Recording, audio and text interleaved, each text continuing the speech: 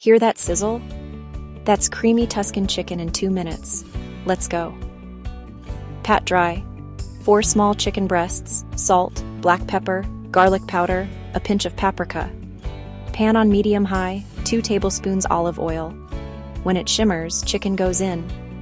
Don't touch it for 4 to 5 minutes. Let it get that golden crust. Flip, cook 3 to 4 more minutes, then set the chicken on a plate. Same pan, heat to medium. Add 2 tablespoons of butter, 3 cloves of minced garlic, half a cup of chopped sun-dried tomatoes. Stir 30 seconds until fragrant. Deglaze with half a cup of dry white wine or chicken broth. Scrape up the tasty bits, reduce by half. 3/4 cup of chicken broth, 1 cup of heavy cream. Stir.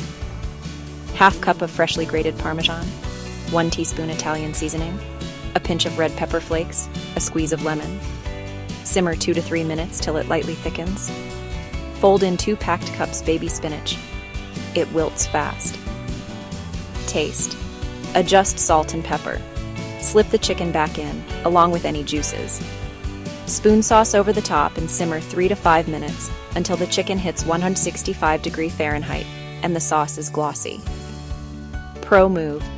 Drizzle sun-dried tomato oil for extra oomph. Serve over al dente pasta. Creamy mashed potatoes, served with garlic bread. Finish with more parm and fresh basil. Recap. Sear chicken. Build garlicky sun-dried tomato cream.